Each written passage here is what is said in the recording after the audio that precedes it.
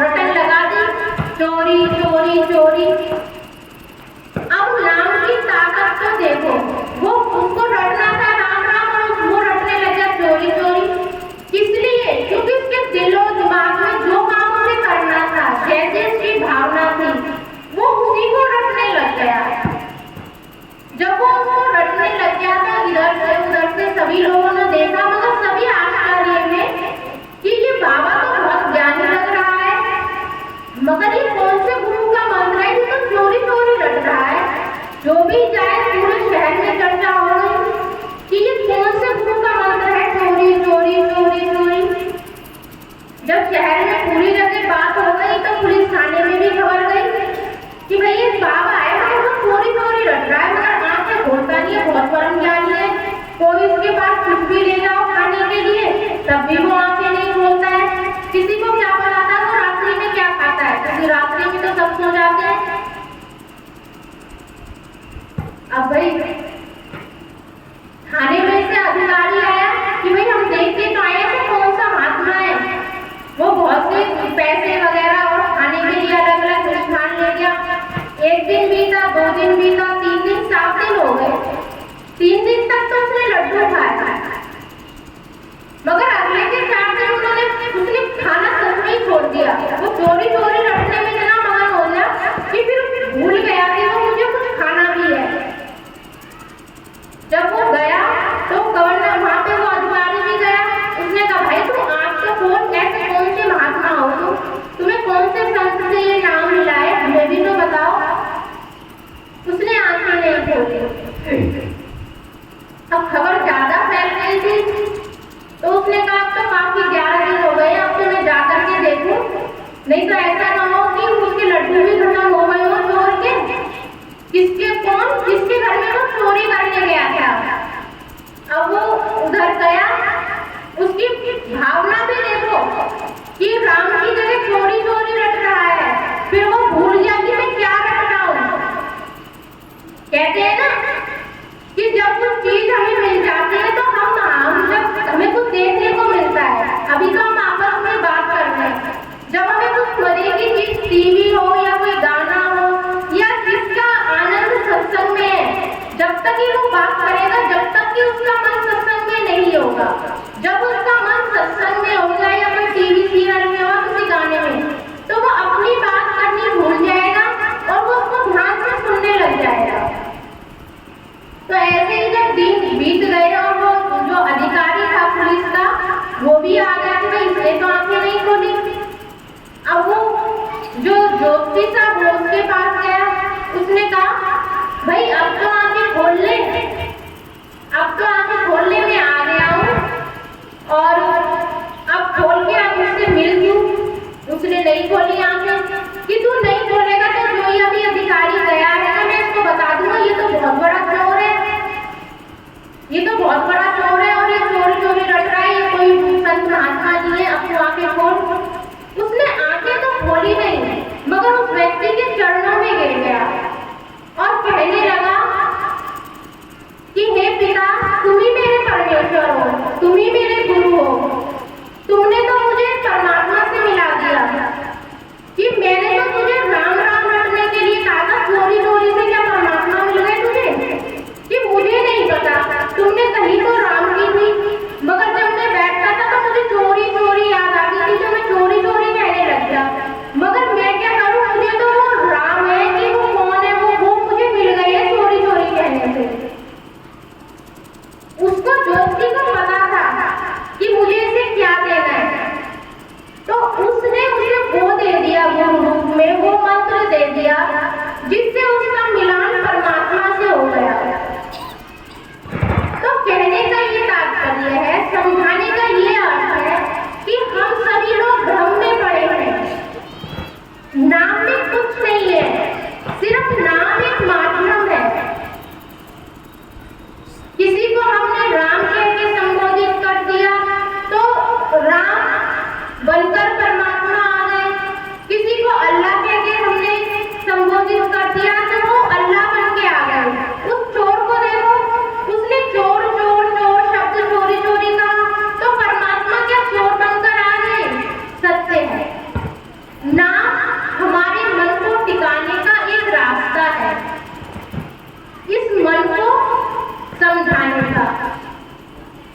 उसको चोरी चोरी कहने से भी वो शक्ति मिल गई। तो नाम की ताकत है, नाम हम किसी भी धर्म में किसी का भी सिमरे, जो भी हमें जिस भी गुरु ने जो भी हमें मंत्र दिया है उस मंत्रों में भेद नहीं है। पिछले सत्संग में भी एक कहानी सुनाई थी, उस बुढ़िया को किसी ने कह दिया अनजाने में कि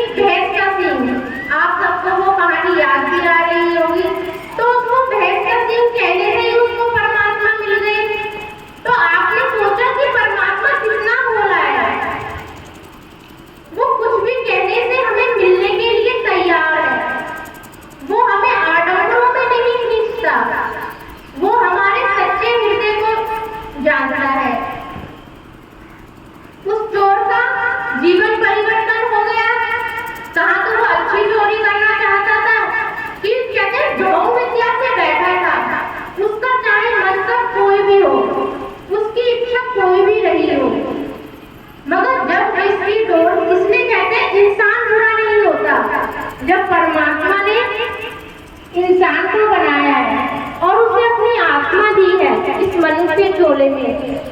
तो सभी मनुष्य बहुत अच्छे हैं, परंतु क्या है, उसके कर्म गलत है। कर्म गलत है तो इंसान गलत नहीं है, उन कर्मों को हम बदल दें अपने जीवन में। क्या उंगली मार जो डांका था उसने कितने लोगों की हत्या की थी? उंगली मार के बारे में सभी अच्छी तरह से जानते होंगे, जो नहीं भी जानते हैं वो जानो कि वो बहुत खतरनाक डाकू था, उंगली मार डाकू। उसने कितने लोगों की हत्या करके उनकी उंगलियों को काट कर अपने गले की माला बनाया था। 101 माला बनाने में उसकी प्रतिज्ञा थी कि 101 उंगली काटकर मैं अपने गले में 101 लोगों की उंगली काटकर अपने गले में माला बनाऊंगा। जब वो महात्मा बुद्ध से मिला तो उसका जीवन परिवर्तन हो गया। उनको मारने के लिए चला था और उसके अंदर का राक्षस स्वयं ही मर गया। तो कब जीवन में कब किस समय इंसान अपने आप को परिवर्तन कर ले, किसी का कुछ पता नहीं है। सभी उसके कर्म समाप्त हो गए और वो महात्मा बुद्ध के शिष्यों में बहुत अच्छे शिष्य माने गए। उन्होंने उनके धर्म का बहुत प्रचार किया, उंगली मार डाकू ने। तो जीवन परिवर्तन किसी का भी हो सकता है। मेरा